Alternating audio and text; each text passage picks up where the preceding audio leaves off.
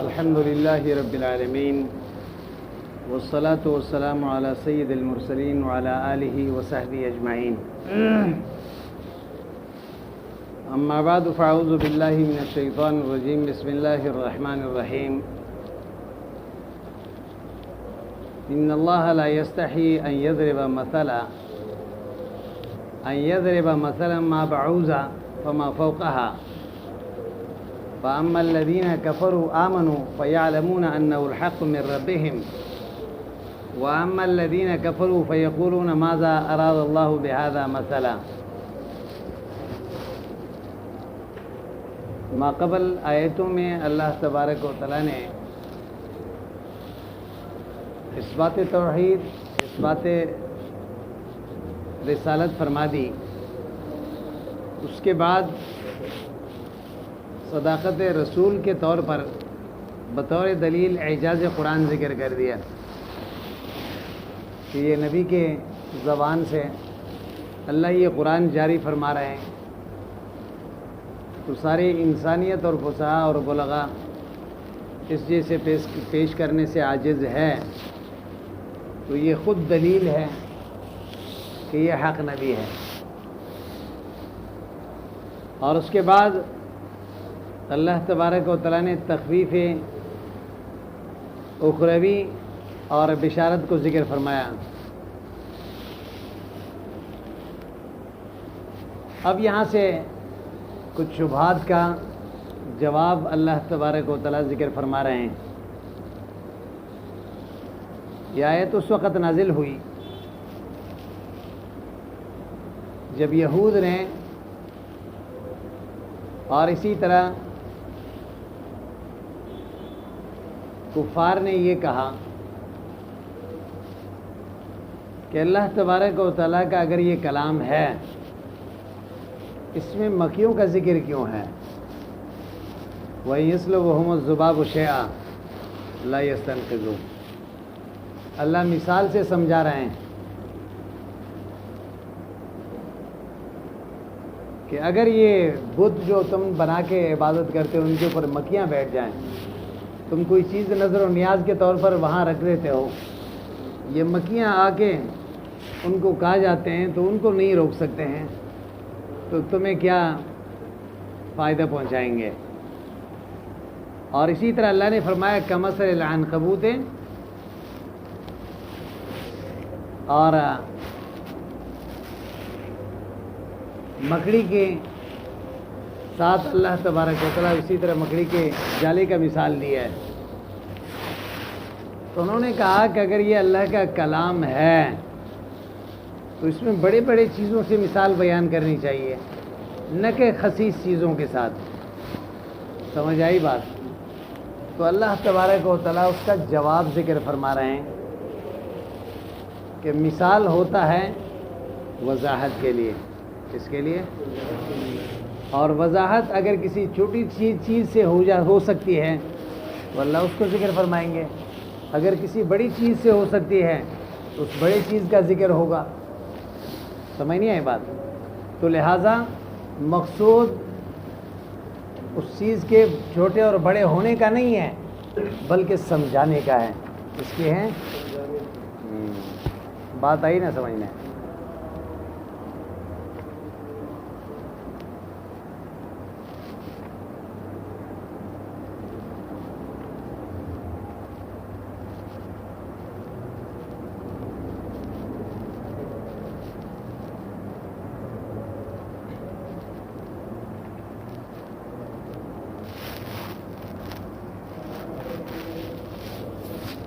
سمجھ میں بات آئی؟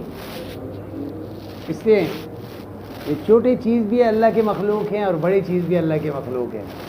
یہ میرے اور آپ کے اعتبار سے تو یہ چھوٹے بڑے، یہ حقیر اور یہ اعلیٰ ہو سکتا ہے، اللہ کے نزدیک یہ سب برابر ہے، اللہ کے مخلوق ہے.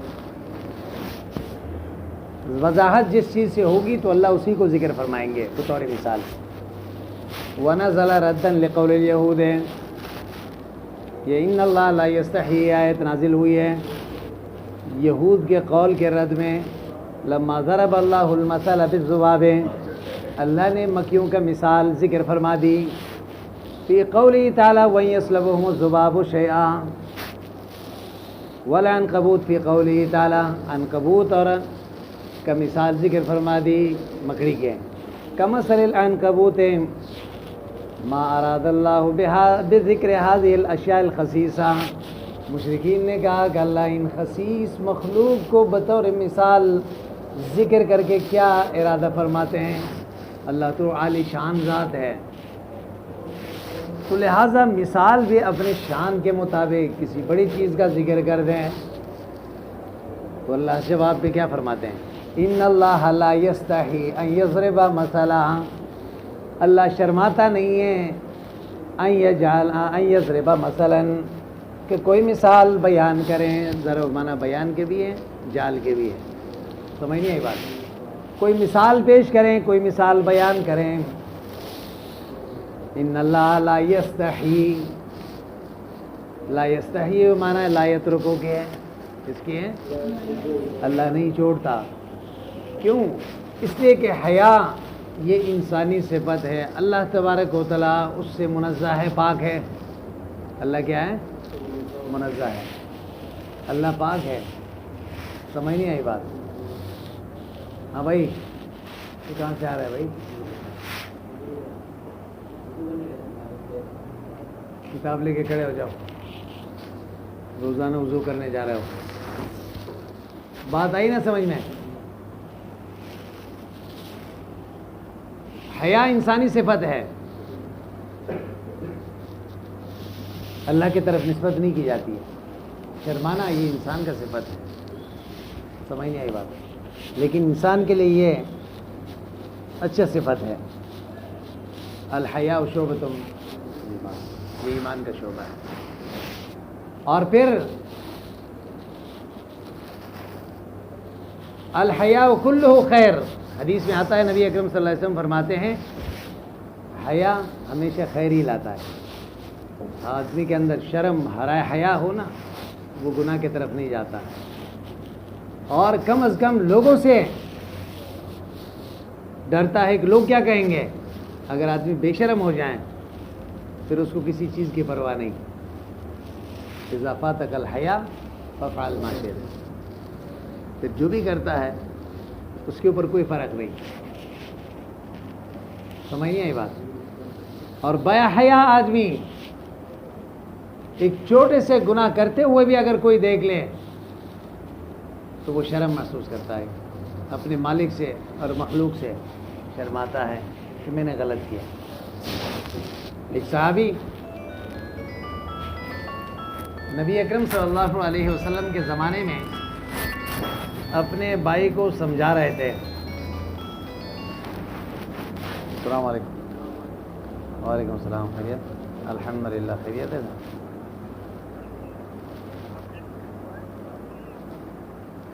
ہاں وہ کلاس میں ہوں گے شاید۔ اچھا کل داخلہ نہیں ہوا گیا؟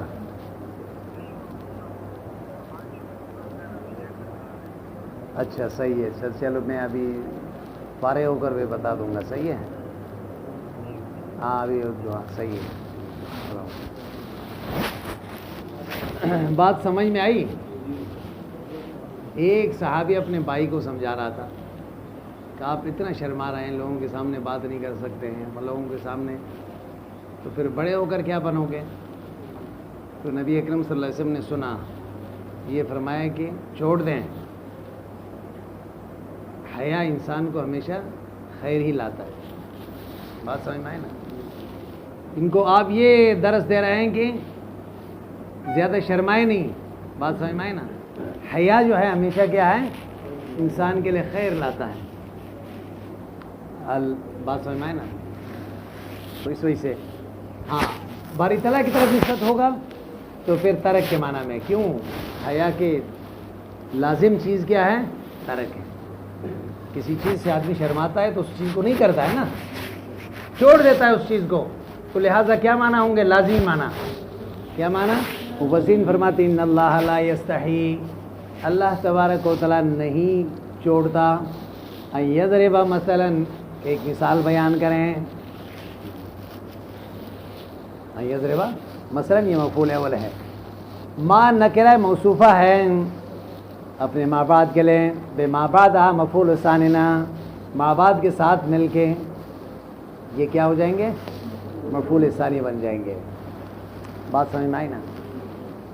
تو فرما رہے ہیں مفسر علیہ الرحمہ کہ مثلا یہ مفعول اول ہے اور ما جو ہے یہ نکرہ ہے. ما کیا ہے؟ نکرہ ہے. تو اس کا مطلب یہ ہے کہ ما یہ اس میں نکرہ موصوفہ ہے.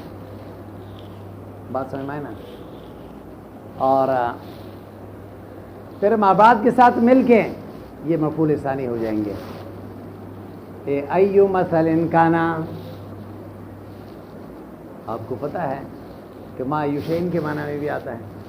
بات سمجھ میں آئی نا؟ او زائدۃ، دوسرا احتمال یہ ہے کہ ما زائدہ ہے. ما کیا ہے؟ زائدہ ہے. تو یہ بڑھایا کیوں؟ لتاکید الخصام، اس خصاصت کو بیان کرنے کے لیے. کس کے لیے؟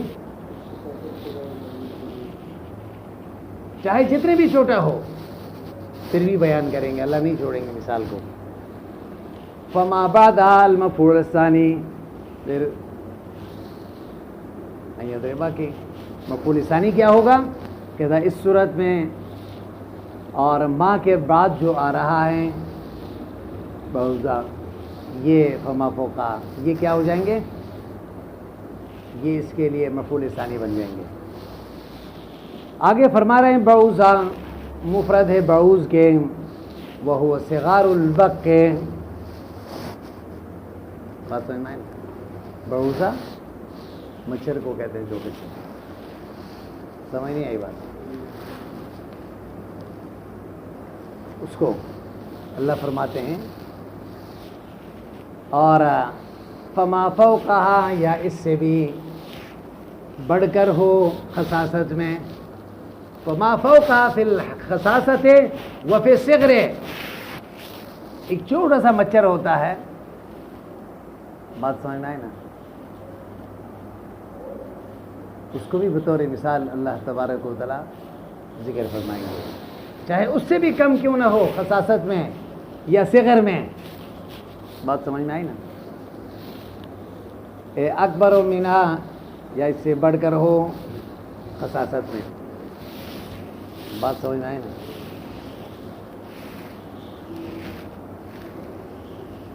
اور مصنف علیہ الرحمہ نے فما فوقہا کے بعد اکبر و منہا ذکر کر دیے.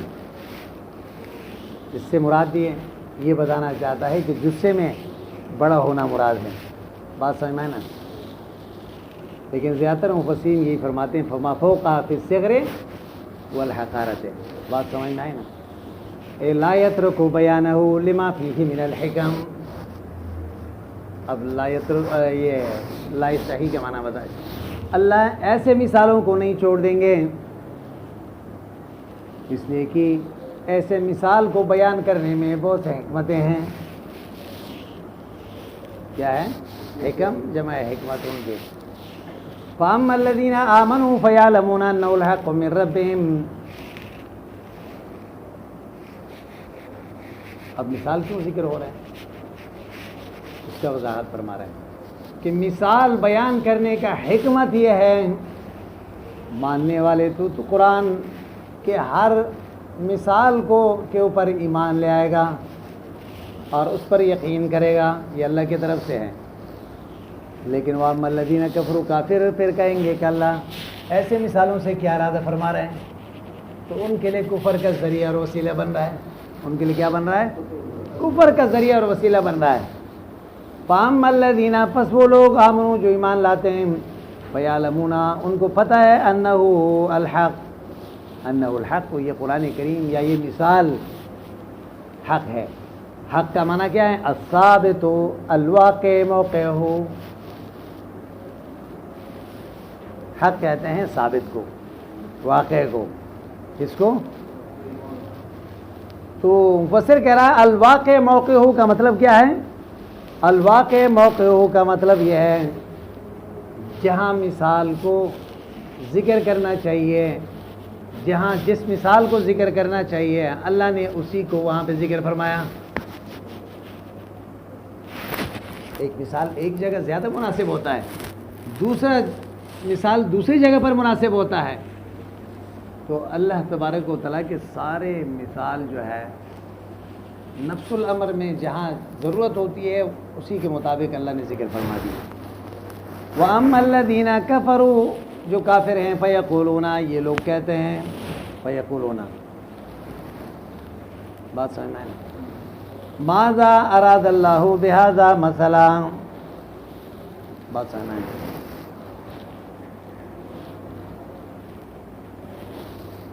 وَأَمَّا الَّذِينَ كَفَرُوا فَيَقُولُونَ، دیکھیں ماقبل فرمایا فَأَمَّا الَّذِينَ آمَنُوا فَيَعْلَمُونَ، وہ کیا کرتے ہیں؟ ہاں بھائی جانتے ہیں. کافروں کے بارے میں بھی یہی کہنا چاہیے تھا نا، وَأَمَّا الَّذِينَ كَفَرُوا، بات سمجھ میں آئی نا؟ فَلَا يَعْلَمُونَ یا فَيَعْلَمُونَ ماذا اور فَيَقُولُونَ ماذا اراد اللہ بہذا مثلا، بات سمجھ میں آئی نا؟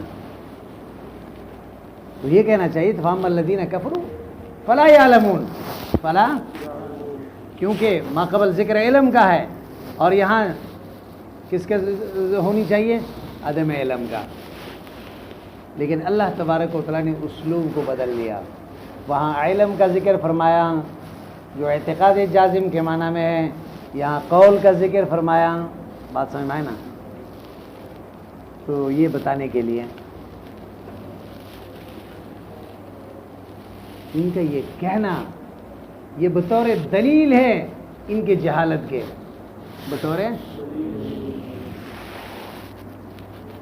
ان کی جہالت اپنی انتہا تک پہنچی ہے. اسی وجہ سے اس کے دلیل یہی ہے، یہ خود کہتے ہیں ماذا اراد اللہ بہذا مثلا، یہ کہنا ان کی بات آئی سمجھ میں؟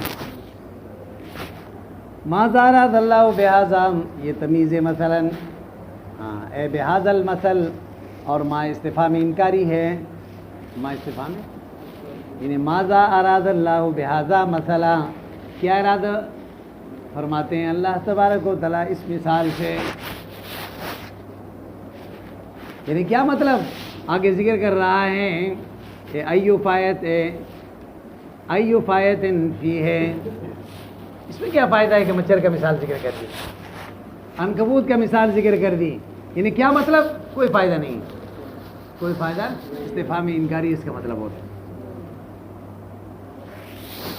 استفہام انکاری ہے، مبتدا ہے، ذا معنی الذی کی ہے، ذا کیا ہے؟ الذی موصول ہے. اور پھر آگے اپنے صلے کے ساتھ اراد اللہ ہو، یہ اس کا صلہ ہے، اس کا کیا ہے؟ صلہ ہے. اور موصول اور صلہ دونوں مل کے یہ خبر بن جائیں گے اس مبتدا کے لیے، جو ماں استفہام انکاری جو مبتدا ہے. بات سمجھ میں آئی نا؟ سمجھ میں بات آئی؟ قال تعالیٰ فی جوابہم، اللہ نے جواب میں کیا فرمایا؟ یضل بہ کثیرا ویہدی بہ کثیرا،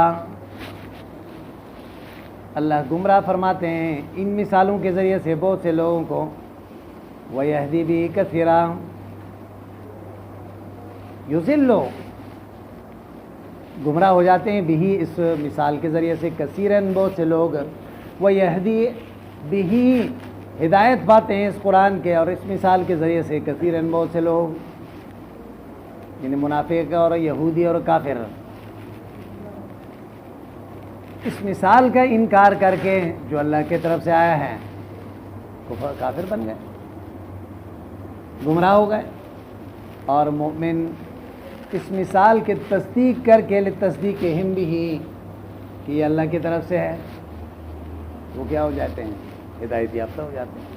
وما یضل بہ الا الفاسقین، ایسے مثالوں سے گمراہ نہیں ہوتے مگر فاسق، الخارجین عن طاعتی، فاسق کہتے ہیں فسق سے ہے، فسق کا معنی ہے فساد کے، اور فسق کا معنی ہے الخروج عن طاعت اللہ، اللہ کے اطاعت سے نکلنے والے. بات سمجھ میں آئی نا؟ وہی گمراہ ہو جائیں گے. الذین ینقضون عہد اللہ، فاسق کون ہیں؟ اللہ فرماتے ہیں فاسق وہ لوگ ہیں ینقضون عہد اللہ، اللہ کے وعدے کو توڑتے ہیں، ما عہدہ الیہم، اللہ نے ان سے جو وعدہ لیا ہے ان کو یہ کیا کرتے ہیں؟ توڑتے ہیں۔ من الایمان بمحمد صلی اللہ علیہ وسلم، اللہ نے تورات و انجیل میں یہ ذکر فرمایا تھا، یاتی من بعدہ اسمہ احمد، آخری نبی آئے گا اور اس پر ایمان لانا۔ اللہ نے تمام انبیاءوں سے یہ وعدہ لیے تھے اگر آخری نبی کا زمانہ پاؤ گے لتؤمنن بہ ولتنصرنہ، اللہ کو پتہ تھا کہ کوئی نبی آخری نبی کا زمانہ نہیں پائے گا عیسیٰ علیہ السلام کے علاوہ، لیکن اس اظہار شرافت ہے، کیا ہے؟ اگر آخری زمانہ نبی کا زمانہ پاؤ گے اس کے ساتھ ایمان، اس پر ایمان بھی لانا اور اس کے ساتھ مدد بھی کرنا۔ بس لوگ کہتے ہیں حضرت علیہ السلام زندہ ہیں، کیا کہتے ہیں بھائی؟ حضرت علیہ السلام دنیا میں گھوم رہے ہیں، بات سمجھ میں آئے نا؟ تو غزوات میں تو کہیں نہیں آیا حضور کے پاس۔ اگر وہ حضور کے زمانے میں اگر اس دنیا میں ہوتے ہیں تو اس وعدے کے مطابق حضور کے پاس آتے اور صحابہ کے ساتھ وہ بھی جہاد میں تشریف لے جاتے ہیں۔ نبی وعدہ خلافی تو نہیں کرتا ہے نا اللہ سے کیا ہوا وعدے کے۔ ہاں قصہ و کہانیاں بہت ہیں حضرت علیہ السلام کی حیات کے، کہ حضور کے انتقال کے وقت آیا، تعزیت کی، یہ وہ احادیث میں نہیں ہے لیکن قصہ و کہانی ہے۔ بات سمجھ میں آئے نا؟ ہمارے استاد مولانا شیخ سلیم اللہ خان رحمہ اللہ وہ بھی حیات حضر کے قائل تھے، مشکات میں جو ہے ایک دن صرف اسی پہ بحث فرماتے تھے۔ بات سمجھ میں آئے نا؟ بہرحال تو شروع سے اختلاف رہا ہے۔ ہاں طویل عمر پائی ہے، طویل عمر حضرت علیہ السلام نے پائی ہے، اس میں کوئی شک نہیں ہے، لیکن پھر اس دنیا سے جا چکا ہے اور محدثین کا یہی رائے ہے۔ البتہ صوفیہ کرام جو ہے ان کا نظریہ یہ ہے کہ نہیں ابھی تک ہے۔ بات سمجھ میں آئے نا؟ اچھا، من بعد میثاقہ، مضبوط وعدے کے بعد، توقیرہ علیہم، ان کے ساتھ مضبوط وعدہ لیے گئے۔ وَيَقْطَعُونَ مَا أَمَرَ اللَّهُ بِأَن يُوصَلَ، وَيَقْطَعُونَ یہ توڑتے ہیں ما اس چیز کا جو امر اللہ بہ، اللہ نے ان کو حکم دیا یوصل ملانے کی۔ اللہ کا حکم یہ ہے کہ اس رشتے کو جوڑنا، وہ جوڑنے کا حکم کیا ہے؟ من الایمان بالنبی، ایک تو یہ ہے کہ رشتہ ایمان کو جوڑنا نبی کے ساتھ۔ اب اہل کتاب ہیں، موسیٰ علیہ السلام پر آپ کا ایمان ہے یا عیسیٰ علیہ السلام پر آپ کا ایمان ہے، اس کے دین کے ماننے والے ہو۔ جب حضور اکرم صلی اللہ علیہ وسلم دنیا میں تشریف لائے تو پھر سارے ادیان منسوخ ہو گئے۔ اب اس ایمان کو کس کے ساتھ ملانا پڑے گا؟ حضور اکرم صلی اللہ علیہ وسلم کے ساتھ۔ جب تک حضور پر ایمان نہیں لاؤ گے اس وقت تک تمہارے ایمان معتبر نہیں ہوں گے۔ حکم تو یہی تھا، انبیاء ساروں پر ایمان، آمنت باللہ و ملائکتہ و کتبہ و رسولہ، لیکن تفصیلی ایمان حضور کے اوپر ہے اور باقی انبیاء پر اجمالی ایمان ہے۔ یا والرحم، اسی طرح اللہ نے حکم دیا ہے ملانے کے، صلہ رحمی کی۔ حدیث میں آتا ہے حضور اکرم صلی اللہ علیہ وسلم فرماتے ہیں سل من قطع کا، ایک رشتہ دار آپ سے تعلق ختم کرنا چاہتا ہے، اب آگے بڑھ کر اس تعلق کو جوڑ دیں۔ اگر وہ بھی جوڑنا چاہتا ہے اور پھر آپ بھی اس تعلق کو جوڑ رہے ہیں تو پھر تو یہ برابر ہی ہے نا، ثواب تو اس وقت نہیں ہے، ثواب تو اس وقت ملے گا جب وہ توڑنا چاہتا ہے لیکن آپ آگے بڑھ کے۔ لوگ تو یہ کہتے ہیں کہ نہیں ہمارے خوشی میں نہیں آئے تو ہم کیوں جائیں، ہمارے غمی میں نہیں آئے تو ہم کیوں جائیں۔ اسی سے پھر دوریاں پیدا ہو جاتے ہیں، اسی سے دشمنیاں پیدا ہو جاتے ہیں، اسی سے پھر بغض اور حسد اور عداوت پیدا ہو جاتے ہیں۔ اور شریعت کا حکم یہ ہے کہ انما المؤمنون اخوہ، کلمے کا رشتہ سب سے اعلیٰ رشتہ ہے، اور پھر جو خونی رشتے کا ہے وہ بھی اس کے ساتھ مل جائیں تو پھر اس کے بھی کئی حقوق ہیں. سمجھ نہیں آئی بات؟ وَيُفْسِدُونَ، اچھا، اور یہاں پہ فرما رہے ہیں کہ ان یوصل میں ان، یہ بدل ہے ضمیر بھی سے، بات سمجھ نا. وَيَقْطَعُونَ مَا أَمَرَ اللَّهُ بِهِ، وَيَقْطَعُونَ عین، بات سمجھ میں نا، اور بیٹھ جائیں. فرما رہے ہیں کہ وَيُفْسِدُونَ فِي الْأَرْضِ، یہ لوگ فساد کرتے ہیں زمین میں، بالمعاصی والتعویق عن الایمان، گناہ کر کے. بالمعاصی، فساد کیا ہے؟ گناہ.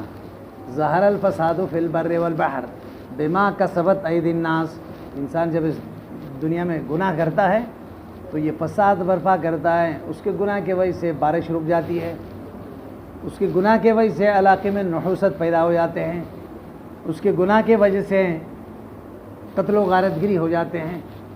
تو یہ فساد کا ذریعہ بنا ہی نہیں بنا. اسی طرح ڈاکہ زنی ہے، اسی طرح قطاع الطریق ہے. بات سمجھ میں آئے نا؟ یہ فساد. والتعویق عن الایمان، اور لوگوں کو ایمان سے روکتے ہیں. لوگوں کو کیا کرتے ہیں؟ ایمان لانے والوں کو یہ طرح طرح کے رکاوٹیں پیدا کر کے، طرح طرح کے رکاوٹیں پیدا کر کے ان کو ایمان سے روکنے کی کوشش کرتے ہیں. ان کو ایمان سے روکنے کی. اللہ تبارک و تعالیٰ فرماتے ہیں کیف تکفرون باللہ وکنتم امواتا فاحیاکم ثم یمیتکم ثم یحییکم ثم الیہ ترجعون.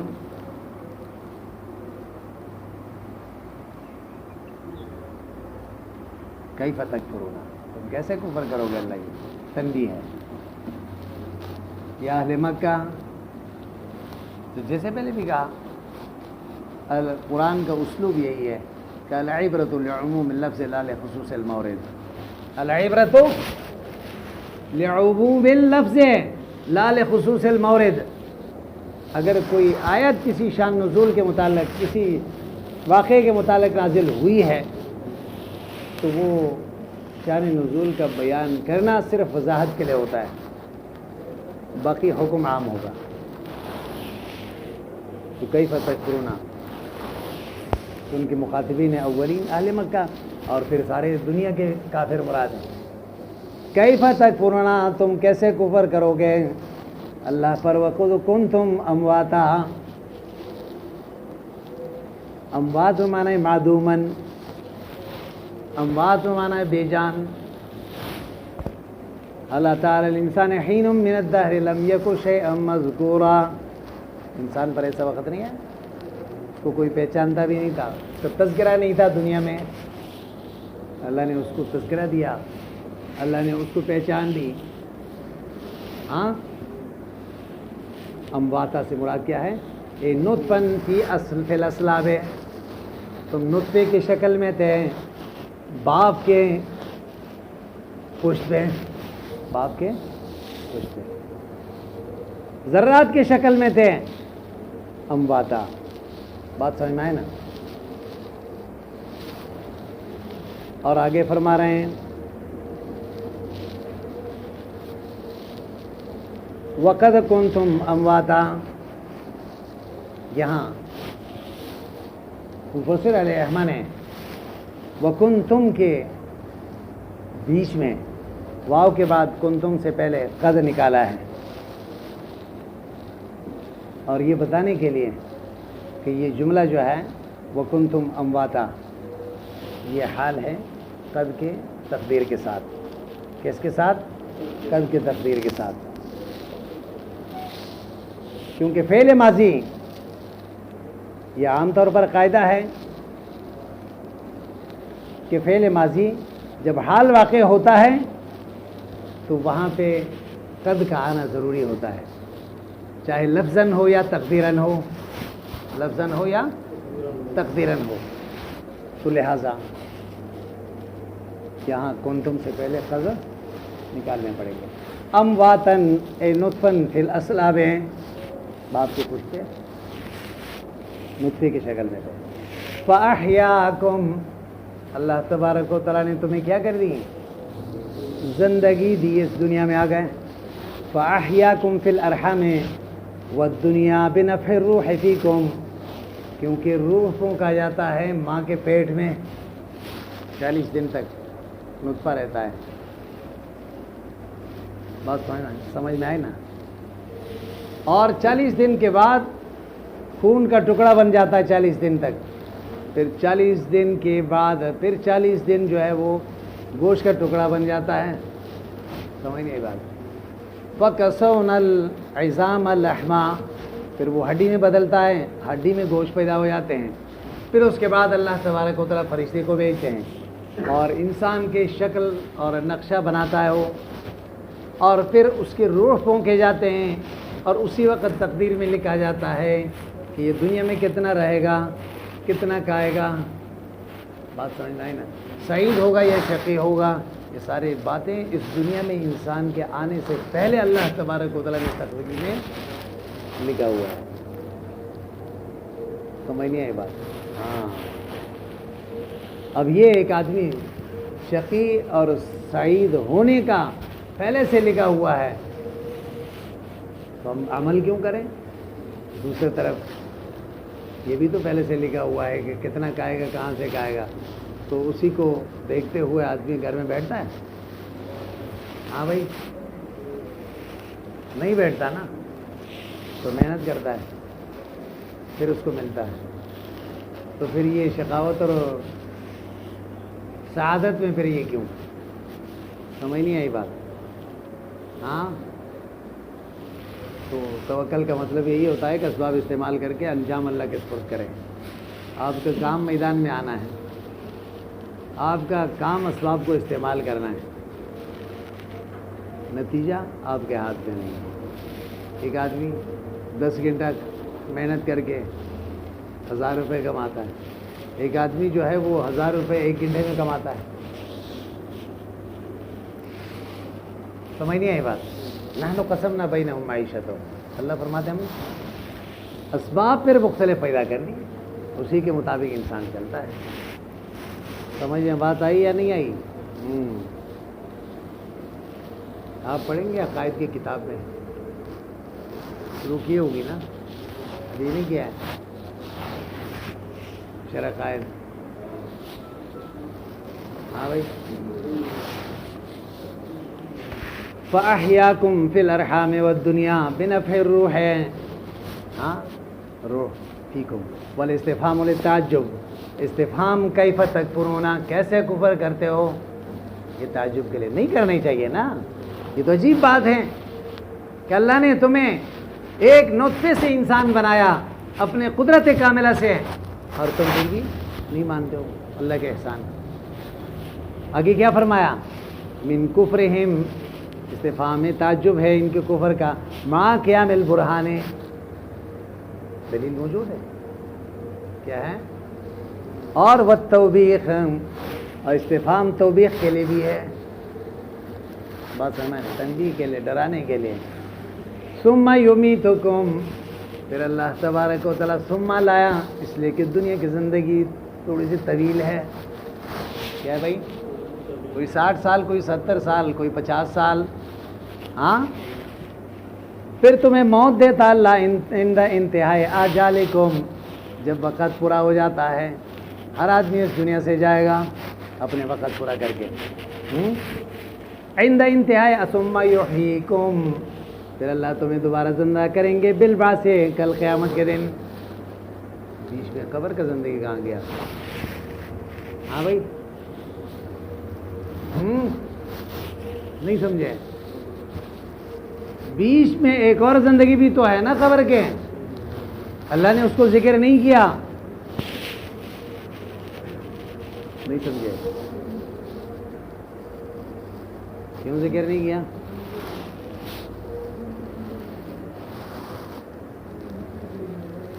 اچھا، اہل مکہ کے لے گیا بات ہے. اہل مکہ کا کیا ہو گیا؟ اہل مکہ قبر کی زندگی کو نہیں مانتے تھے. تو پھر بات آئی سمجھ میں یا نہیں آئی؟ اللہ فرماتے ہیں تمہاری وجود نہیں تھی، وجود دی اس دنیا میں، پھر تمہیں موت دیں گے، قبر میں جاؤ گے، ثم یحییکم، پھر تمہیں دوبارہ زندہ کیا جائے گا کل قیامت کے دن. ہاں، ثم یحییکم بالبعث، قبروں سے اٹھو گے تو میدان حشر کی طرف جاؤ گے. سمجھ نہیں آئی بات؟ ہاں، دراصل یہ سمجھ لیں کہ قبر کی زندگی یہ مستقل زندگی نہیں ہے، مستقل حیات نہیں ہے. سمجھ نہیں آئی بات؟ من وجہ اس کا تعلق دنیا سے ہے، من وجہ آخرت سے ہے. برزخ ہے، پردہ، اس حقیقت کو ہم اور آپ نہیں جانتے ہیں، اس لیے اس کو برزخی زندگی کہتے ہیں. قبر کی زندگی کو کیا کہتے ہیں؟ برزخی زندگی کہتے ہیں. وہاں عذاب بھی ہے، رحمت بھی ہے، جنت کی نعمتیں بھی ہیں اور سزائیں بھی ہیں. القبر روضۃ من ریاض الجنہ او حفرۃ من حفر النار. بات سمجھ میں آئی نا؟ یہ تو ہے، حساب و کتاب شروع ہوگا. ہاں، یہ الگ مسئلہ ہے محدثین کا کہ قبر اس موجودہ گڑھے کو کہیں گے، یہ وہ عالم ارواح کو کہیں گے جہاں روح رہتے ہیں، علین و سجین میں. یہ دونوں قول ہیں. اور پھر اس میں بھی اختلاف ہے کہ سزا باقاعدہ روح کو دیا جاتا ہے، بات سمجھ میں آئے نا، یا روح یہ اسی قبر میں واپس آتا ہے، یہی ہوتا ہے، کیونکہ یہ معاملہ برزخ کا ہے. اس لیے ہم اور آپ اس کی حقیقت کو نہیں جان سکتے. روایتیں متعارض ہے. سمجھ آئی بات؟ ہاں، اتنا عقیدہ رکھیں، قبر کے عذاب حق ہے، یقینی ہے، روح مع الجسد ہے. کیا ہے؟ جو محدثین یہ فرما رہے ہیں کہ نیک لوگوں کے ارواح علیین میں ہوتے ہیں اور برے لوگوں کے ارواح جو سجین میں ہوتے ہیں، جو ساتویں آسمان کے نیچے ہیں، وہ بھی یہ کہتے ہیں کہ اگر سزا و جزا روح کو دیا جاتا ہے تو اس روح کا کنیکشن اس جسد عنصری کے ساتھ ہوتا ہے. کوئی بعید نہیں ہے، پاور ادھر ہے لیکن کرنٹ لگتا ہے سراب گوڈ میں. سمجھ نہیں آئی بات؟ ہوتا ہی نہیں ہوتا. ہاں بھائی، بندہ جو ہے بجلی کا پاور یہاں ہی ہوتا ہے لیکن کرنٹ جو ہے کہاں؟ میلوں دور لگتا ہی نہیں لگتا. تو اس لیے اس میں کوئی بعد. اور جو حضرات یہ کہتے ہیں کہ نہیں، اسی قبر میں ہوگا اور یہیں پہ روح واپس آئیں گے، بات سمجھ میں آئی نا؟ سوال و جواب بھی یہیں پہ ہوگا. اور پھر کیسے ہوتا ہے یہ ہمیں اور آپ کو معلوم نہیں ہے. اس لیے کہ جو حدیث میں جتنا بتایا ہے کہ نبی اکرم صلی اللہ علیہ وسلم فرماتے ہیں مردے کو جب دفنا کے جاتے ہیں اس کے بعد اس کو زندہ کیا جاتا ہے. فرشتے آتے ہیں، بٹھاتے ہیں اور کہتے ہیں کہ من ربو کا، ومن نبیوں کا، وما دینوں کا. جب وہ مسلمان ہے، اللہ کے مطیع ہے، تو سارے جواب صحیح دیتا ہے. اگر ایسا نہیں ہے تو پھر وہ کہتا ہے ہاں ہاں لا ادری. جو مسلمان ہوگا، حدیث میں آتا ہے، پھر اس کے نیک عمل اس کے سامنے ایک خوبصورت انسان کی شکل میں آئے گا. یہ انسان اس کو دیکھ کے کہے گا کہ بھئی آپ کون ہیں؟ آپ کو پہلے دفعہ دیکھ رہا ہوں، اور لیکن لگتا یہی ہے کہ آپ میرے لیے کوئی خیر لے کر آئے ہو. انہوں نے کہا انا عملو کا صالح، انا آپ کا نیک عمل ہوں. سمجھ نہیں آئی بات؟ اور اس کے بعد پھر بائیں طرف جہنم کی کھڑکی کھولے گی، وہ جہنم کو دیکھے گا اور فرشتے کہیں گے کہ اگر آپ اچھے عمل نہ کرتے تو یہ دیکھا، یہ آپ کا ٹھکانہ ہوتا ہے، لیکن اللہ نے آپ کو بچایا اس سے. پھر بائیں طرف جنت کے کھڑکی کھولے گی اور جنت کو دیکھے گا، اور پھر جنت کے بستر، جنت کی نعمتیں اس کو ملیں گے. اور پھر اسی میں یہ کہا جائے نوم کا نومت العروس، دلہا کی طرف سو جاؤ. وہ ایسے سویا ہوا ہوگا کہ بس وہ سمجھے گا کبھی میرے آنکھ لگی ہے تو اسرافیل علیہ السلام پھونک ماریں گے. وہی سمجھے گا کبھی تو 5 منٹ ہو گیا کہ میرا آنکھ لگ گئی. سمجھ نہیں آئی بات؟ اور کافر اور منافق کے لیے پہلے جنت دکھایا جاتا ہے، اگر آپ اچھے عمل کرتے تو، پھر اس کو بند کر کے جہنم کے کھڑکی کھولے جائیں گے، اور وہاں کے گرمیاں عائش اور تپش اور بدبو اس کو تنگ کرے گی، زمین تنگ کیا جائے گا، قبر اس کے لیے مل جائے گی، اور فرشتے مقرر ہوں گے، بڑے بڑے گرزوں سے اس کو ماریں گے، اور سانپ اور بچھو اس کے لیے مقرر کیے جائیں گے۔ یہ سلسلہ تا قیامت تک برقرار رہے گا۔ سمجھ آئی بات؟ ظاہر تو ہم سمجھتے ہیں کہ جسم تو مٹی ہو گیا، ختم ہو گیا، بات سمجھ میں آئے نا، لیکن یہ اللہ کی قدرت ہے، یہ میرے اور آپ کے آنکھوں کا دھوکہ ہے نا، سمجھ نہیں آئی؟ حدیث میں آتا ہے، ایک آدمی نے پوچھا نبی اکرم صلی اللہ علیہ وسلم سے، یا رسول اللہ متی الساعہ، حضور نے فرمایا کہ قیامت کے لیے تیاری کتنی ہے آپ کی؟ میں کوئی خاص تیاری تو نہیں ہے۔ فرمایا اذا مات الانسان فقد قامت قیامت، جب انسان مر گیا تو قیامت کا مرحلہ شروع ہو گیا نا، میں حساب و کتاب ہے، فرشتے آئے، عذاب دیکھ رہا ہے، جنت دیکھ رہا ہے، تو اب اور کیا چاہیے؟ یہی تو قیامت ہے۔ سمجھ آئی بات؟ اس لیے 3 زندگی ہے انسان کے اس دنیا میں آنے کے بعد، ماں کے پیٹ کا زندگی تو چھوڑ دیں، وہ بات سمجھ میں آئی نا، دنیاوی زندگی جو ایک عارضی اور ایک پانی کا بلبلے کا مثال ہے، قل متاع الدنیا قلیل، اللہ نے فرمایا سارے دنیا کے فائدے وقتی ہیں۔ زین للناس حب الشہوات من النساء والبنین والقناطیر المقنطرہ والذهب والفضہ والخیل المسومہ ذالک۔ اب اللہ تبارک و تعالیٰ نے صاف صاف بتا دیے اب دنیا وقتها قلیل، یہ اصول بھی قرآن نے ذکر کیا ہے۔ کما ان انزلناہ من السماء، دنیا کی مثال اس بارش کی طرح ہے، زمین خشک ہو جاتی ہے تو بارش برستی ہے تو تر و تازہ، ہر طرف سے سبزہ نظر آتا ہے خوبصورت، لیکن جب موسم بدلتا ہے، موسم میں خزاں آتا ہے یا بارش رک گئی تو پھر وہ سبزہ جو ہے ریزہ ریزہ کو ہو کر ختم ہو جاتے ہیں۔ کیا ہو جاتے ہیں؟ اب وہ پھر چٹیل میدان۔